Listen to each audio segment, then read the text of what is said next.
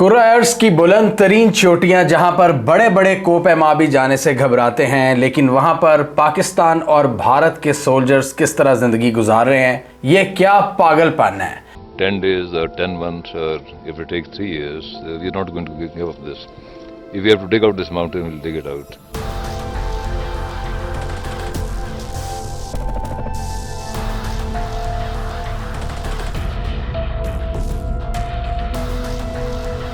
आज की इस वीडियो में हम डिस्कस करेंगे सियाचिन ग्लेशियर को।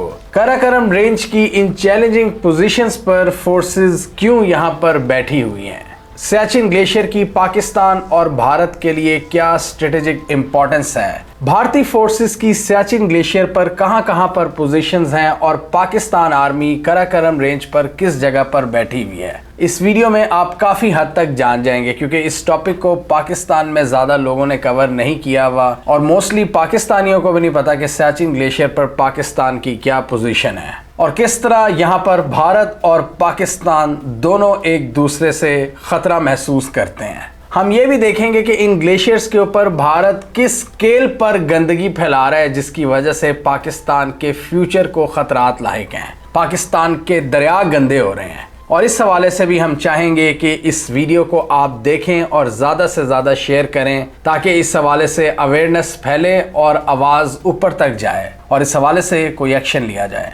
तो सबसे पहले तो हम ये समझते हैं कि सियाचिन ग्लेशियर एक मुतनाज़ा इलाका क्यों बना। मतलब दुनिया में हम डिफरेंट लोकेशंस पर अगर नज़र डालें जहां पर ये ग्लेशिएटेड रीजन्स होते हैं उनकी डिमार्केशन बड़ी नेचुरल हो जाती है। इटली या स्विट्जरलैंड के दरमियान बॉर्डर हो, चाइना या नेपाल के दरमियान कोई इलाका हो, या इवन चाइना और भारत के दरमियान, पाकिस्तान और चाइना के दरमियान, इसी तरह साउथ अमेरिका हो या नॉर्थ अमेरिका, जहां पर भी ये ग्लेशिएटेड रीजन्स आते हैं, मुल्क यहां पर एक दूसरे से लड़ते नहीं हैं और चुपचाप बाउंड्रीज को तस्लीम कर लेते हैं। तो 1949 में जब कराची एग्रीमेंट हो रहा था एक छोटी सी जंग के बाद जिसमें पाकिस्तान ने कश्मीर का काफ़ी हिस्सा लिया भारत से, उस वक्त ये डिसाइड किया गया कि ग्लेशिएटेड रीजन्स के अंदर बाउंड्री नहीं डिफाइन की जाएगी कि कहाँ तक बॉर्डर लाइन जाएगी। तो NJ 9842 वो पॉइंट था गिलगित बल्तिस्तान में जहां पर सीज फायर लाइन ड्रॉ की गई और 1972 में जब शिमला एग्रीमेंट हुआ 1971 की जंग के बाद, उस वक्त भी NJ 9842 को ही सामने रखा गया कि ठीक है आगे ग्लेशिएटेड रीजन्स हैं, यहां पर किसी का इलाका नहीं बनता, यहां तक लाइन ऑफ कंट्रोल आएगी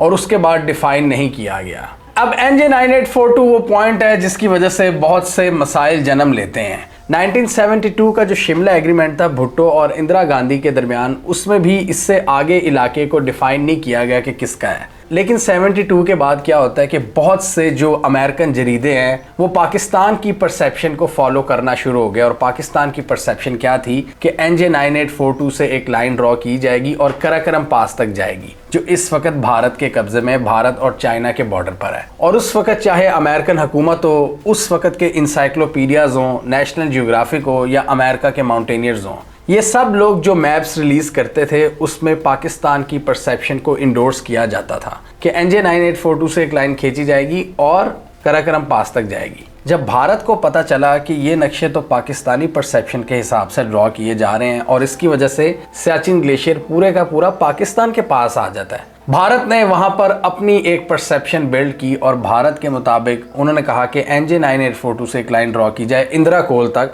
जो एक और पॉइंट है सियाचिन के नॉर्थ वेस्ट की जानिब जो कि चाइना के बॉर्डर को कनेक्ट करता है। शाक्सगाम वैली जो पाकिस्तान ने बड़ा स्ट्रेटेजिकली चाइना को दी थी अयूब खान के दौर में, और उस वक्त यही सोच थी कि पाकिस्तान और चाइना मिलकर भारत का मुकाबला करेंगे। 1962 में भी चाइना और भारत की एक जंग हुई थी और उस वक्त पाकिस्तान और चाइना की दोस्ती हुई थी। तो पाकिस्तान और चाइना ने एक स्ट्रेटेजिक मूव खेला था और यहाँ पर चाइना का चूंकि बॉर्डर नहीं था, पाकिस्तान ने थोड़ा सा इलाका चाइना को दे दिया ताकि यहाँ पर चाइना भी आ जाए सियाचिन के ऊपर। और 71 के बाद पाकिस्तान की जो इस्टेब्लिशमेंट थी वो भारत के हवाले से काफ़ी ज़्यादा कॉशियस हो चुकी थी। और आपको ज़ियाउल हक की 1000 कट्स की पॉलिसी का तो पता है, उन्होंने एक प्लान बनाया था ISI ने कि भारत को 1000 कट्स लगाने हैं, भारत में अनरेस्ट क्रिएट करना है। उस वक्त हमने देखा था भारत में कितनी ज़्यादा सेपरेशन मूवमेंट्स का आगाज़ हुआ था, चाहे नॉर्थ ईस्ट स्टेट्स हों, चाहे पंजाब हो, चाहे कश्मीर हो, भारत पूरा आग में जल रहा था।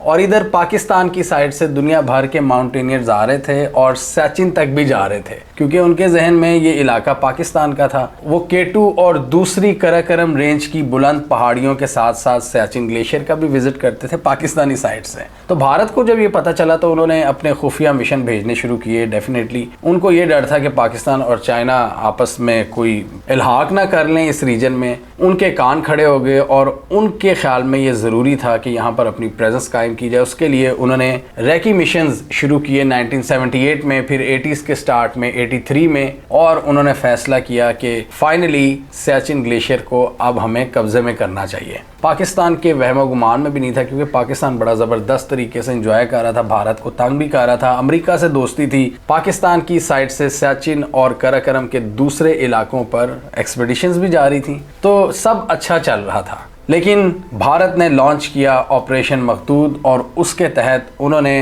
अपनी बहुत बड़ी मिलिट्री फोर्स सियाचिन पर बिठा दी। और उस हवाले से एक थ्योरी भी गर्दिश करती है कि जो स्पेशल गियर होता है जो उस इलाके में सस्टेन करने के लिए ज़रूरी होता है, वो जो पूरा आपका लिबास होता है, वो उस वक़्त एक ब्रिटिश कंपनी बना रही थी। पाकिस्तान की इंटेलिजेंस को भी आइडिया हो गया था कि भारत यहाँ पर किसी भी वक्त कब्जा कर सकता है, तो पाकिस्तान ने भी उसी कंपनी को ऑर्डर दिया उस स्पेशल गियर का। भारत को जब इस ऑर्डर का पता चला तो उन्होंने ज़्यादा बड़ी मिकदार में ऑर्डर दिया और ऑर्डर पहले रिसीव कर लिया किसी भी तरीके से, और यहाँ पर उनको एक बहुत बड़ी टैक्टिकल जीत मिली। टैक्टिकल एडवांटेज था कि वो वहाँ पर पहले आकर बैठ गए। मतलब वो इस तरह के इलाके हैं कि अगर आप पहले आकर बैठ जाओ तो आपको एक बहुत बड़ी विक्ट्री हासिल हो जाती है। पाकिस्तान ने भी इसके जवाब में ऑपरेशन अबा भी लॉन्च किया। भारतीय आर्मी की बहुत सी लोकेशंस को इंगेज किया, उनसे लड़ाई की, बहुत सी चोटियों पर कंट्रोल हासिल किया, बहुत से पहाड़ भारत से छीने, बहुत से दर्रे जहाँ पर भारत बैठा हुआ था वहाँ पर लड़ाई शुरू कर दी। लेकिन भारत को एक एज तो ज़रूर था कि वो वहाँ पर पहले बैठे हुए थे और वो बुलंदियों पर थे।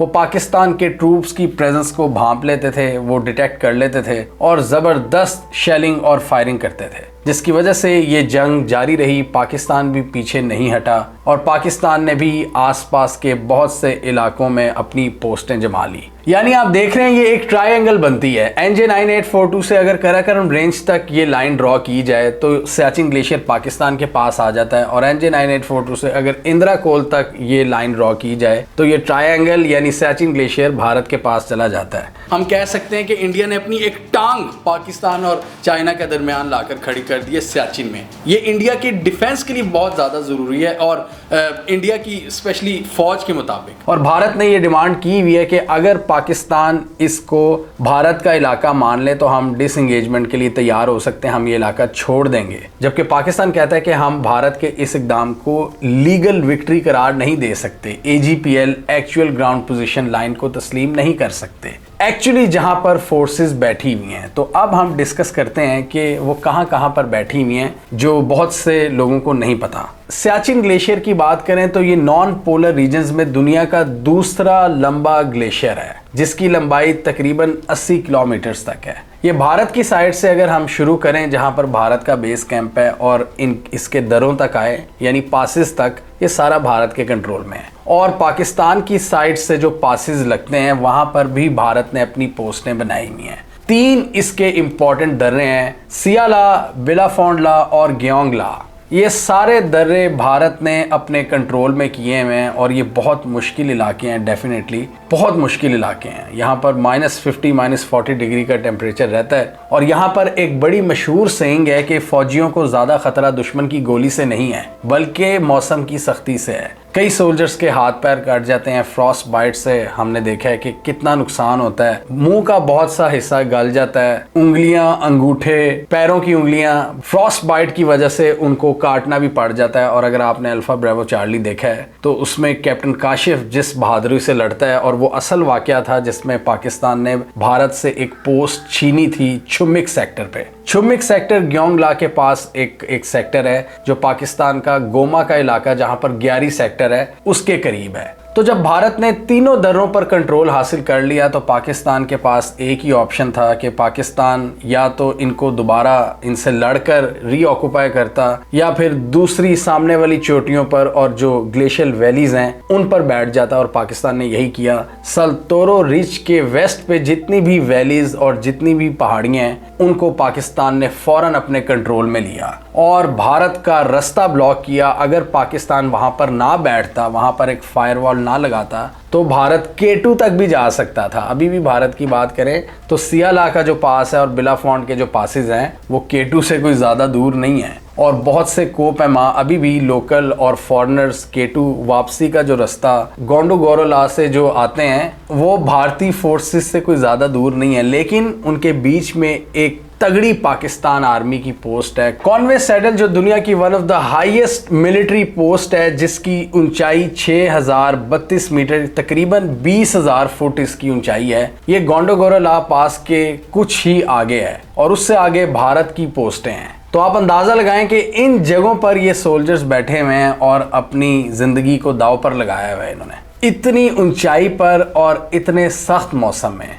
जहां पर मूवमेंट करना भी इतना मुश्किल है, जहां पर आपको पता है कि ग्लेशियर्स पर चलना कितना मुश्किल होता है। जब भी आप मूवमेंट कर रहे होते हो तो उसमें गिरने का खतरा भी होता है। तो सियाचिन ग्लेशियर के दर्रों के साथ है सल्तोरो रिज, उसके वेस्ट में जितनी भी डोमिनेटिंग हाइट्स और ग्लेशियल वैलीज हैं वो पाकिस्तान के पास हैं। पाकिस्तान की मिलिट्री प्रेजेंस है वहां पर और बहुत से रास्ते हैं जो डिफरेंट वादियों से जाते हैं। खुड़कुंदुस, खरमंदिंग, गोमा, ये सारे रास्ते स्कर्दू खपलू से होते हुए आगे जाते हैं और फिर ये वादियाँ सियाचिन ग्लेशियर को कनेक्ट कर सकती हैं। मतलब बहुत से रास्ते हैं और इन सब जगहों पर मिलिट्री प्रेजेंस है। और इसी खतरे के पेश नज़र कि अगर भारत सियाचिन ग्लेशियर से नीचे उतर कर वादियों में आने की कोशिश करता है तो उसको इंगेज किया जाए। और K2 वाली साइड से भी भारत का रास्ता ब्लॉक किया हुआ है कॉन्वे सैडल की पोस्ट के जरिए, जो दुनिया की one of the highest post में से एक है। और यहाँ पर एक और चीज़ जहन में रखना बहुत ज़रूरी है कि 2020 में खान की हुकूमत ने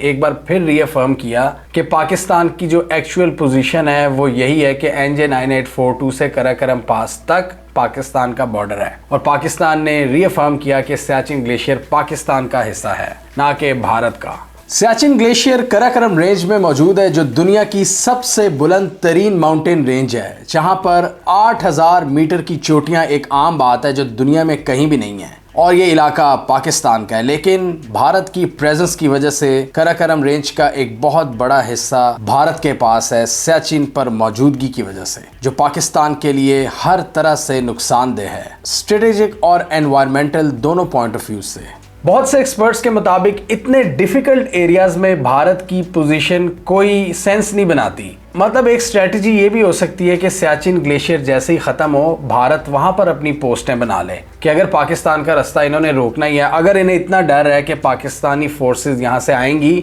और भारत में एंटर हो जाएंगी, तो जहाँ पर ग्लेशियर ख़त्म होता है ये वहाँ पर भी बैठ सकते हैं। लेकिन नहीं, भारत की एक बहुत बड़ी एक इनसिक्योरिटी है, उसको डर है कि शायद इन ग्लेशियल रास्तों के ज़रिए पाकिस्तान और चाइना की फोर्सेज आएंगी और भारत पर चढ़ाई कर देंगी। और बहुत से मिलिट्री एक्सपर्ट्स के मुताबिक ये भारत की एक फ्लॉड स्ट्रेटजी है, जिसके तहत वो अपने बंदे मरवाई जा रहे हैं डेली बेसिस पर। लेकिन उसके साथ ही भारत क्या कह रहा है कि सियाचिन ग्लेशियर के साथ उसने एक ब्रूटल रवैया इख्तियार करना शुरू कर दिया है कि वहां पर प्रॉपर आबादी बने, अपने सोल्जर्स को ज्यादा से ज्यादा कंफर्ट दिया जाए, टीवी, कंप्यूटर्स, ऑयल पाइपलाइंस, इसके अलावा इग्लूज, इतनी हीट पहुंचानी पड़ती है, उसकी वजह से सियाचिन ग्लेशियर बहुत तेजी से पिघल भी रहा है। और सियाचिन ग्लेशियर का जो पिघलाव है वो श्योक रिवर में गिरता है, श्योक रिवर बाद में इंडस रिवर में गिरता है, और भारत इन ग्लेशियर्स को बहुत तेजी से गंदा कर रहा है। इसलिए बहुत से एक्सपर्ट्स के मुताबिक भारत की यहाँ पर प्रेजेंस सिंबॉलिक और पॉलिटिकल है, इसमें भारत को कोई स्ट्रेटेजिक एज नहीं है।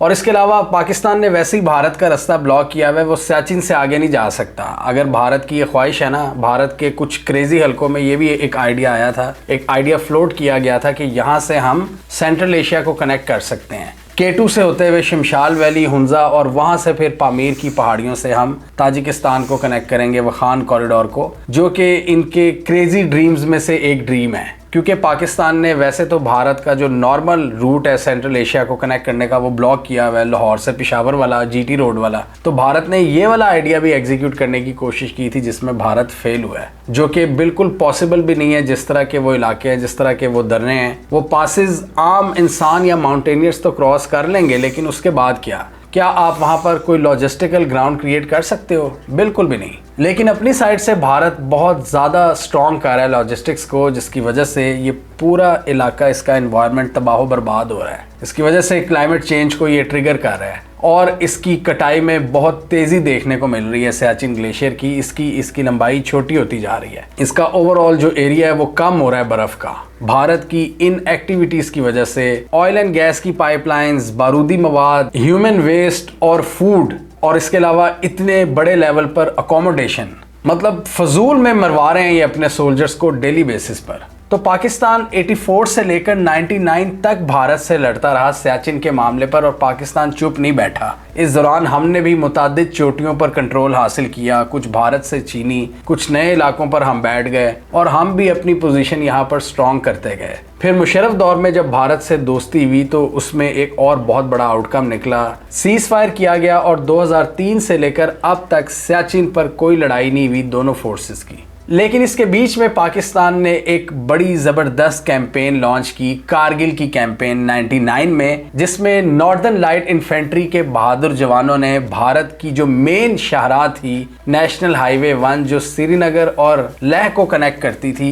उस जगह तक पहुंच के उस रोड पर शेलिंग शुरू कर दी थी। लेकिन उन सोल्जर्स की सारी एफर्ट्स को ज़ाया किया गया फेल्ड डिप्लोमेसी और ओवरऑल एक फेल्ड मिलिट्री स्ट्रेटजी ने। टैक्टिकल पॉइंट ऑफ व्यू से एक बहुत ज़बरदस्त विक्ट्री थी पाकिस्तान की, और पाकिस्तानी सोल्जर्स ने बगैर किसी लॉजिस्टिकल सपोर्ट के भारत के इतने आगे तक इलाके कब्जे में ले लिए थे। लेकिन अफसोस एक फेल्ड स्ट्रेटजी की वजह से वो मटेरियलाइज नहीं हो पाया। आप अंदाजा लगाएं, NH1 वो हाईवे जहां से सियाचिन के लिए पूरी सप्लाई लाइंस जाती थी, उसको हमने अपने निशाने पर ले लिया था और वहां पर शेलिंग स्टार्ट कर दी थी पाकिस्तानियों ने। लेकिन भारत को जब 6-7 महीने बाद पता चला, आप अंदाजा लगाएं भारत का भी फेलियर, कि उनको पता ही नहीं था कि पाकिस्तानी यहाँ से आ रहे हैं। तो जब उनको पता चला, उन्होंने अपनी पूरी रीइंफोर्समेंट्स यहाँ पर लॉन्च कर दी, और पाकिस्तानियों ने रीइंफोर्समेंट्स नहीं लॉन्च की क्योंकि पाकिस्तान ये दुनिया से छुप कर रहा था और इसको ओन नहीं करना चाहता था, जिसकी वजह से हमारे सोल्जर्स की बहुत सी कुर्बानियाँ ज़ाया हुई हैं उस वक़्त की नवाज शरीफ और मुशर्रफ की हुकूमत की वजह से।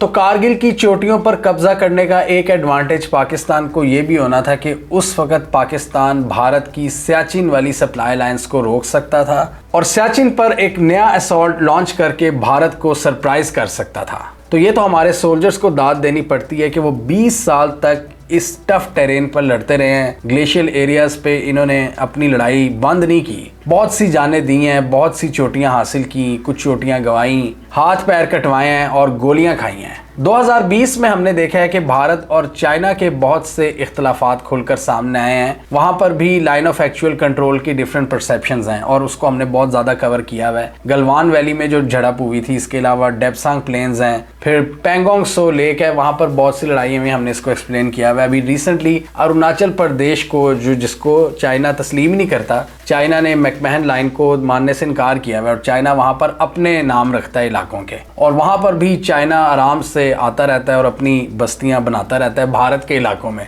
जो भारत का पूरा एक भारत की स्टेट है। अभी तो बहुत से मसाइल चाइना और भारत ने हल कर लिए हैं, लेकिन अभी थोड़े दिन पहले एक बार फिर डिफेंस मिनिस्टर जो भारत के हैं, उन्होंने चाइना से रिक्वेस्ट की है कि इन मामलात को हमें परमानेंटली हल करना चाहिए। जबकि चाइना कहता है कि ठीक है, मामला तो चलते ही रहते हैं, लेकिन हमें दूसरे जो ट्रेड वगैरह के इश्यूज हैं उनको रोकना नहीं चाहिए। मतलब चाइना ने ये स्ट्रेटजी रखी हुई है कि वो जब फील करता है कि भारत थोड़ा सा एग्रेसिव हो रहा है, चाइना भारत को तंग करने आ जाता है गलवान में, ये कराकरम और हिमालय की पहाड़ियों पे। वैसे भारत और चाइना की कन्वेंशनल जंग नहीं हो सकती क्योंकि ये एक नेचुरल बॉर्डर है, कुदरत की तरफ से ये बॉर्डर है। ये जो बड़े बड़े पहाड़ी सिलसिले हैं जिनको थर्ड पोल भी कहा जाता है, ये कराकरम और हिमालय को, एक साउथ पोल है, एक नॉर्थ पोल है जहां पर बर्फ की बहुत ज्यादा कंसंट्रेशन है, और तीसरे नंबर पर दुनिया में सबसे ज्यादा जो ग्लेशियल इलाके हैं वो पाकिस्तान, चाइना, नेपाल, भारत इन कंट्रीज के पास है। तो ये एक नेचुरल बॉर्डर है जिसकी वजह से चाइना और भारत की फुल स्केल कन्वेंशनल वॉर नहीं हो सकती। दूसरी साइड से इनकी इवन मैरीटाइम बाउंड्रीज भी नहीं लगती।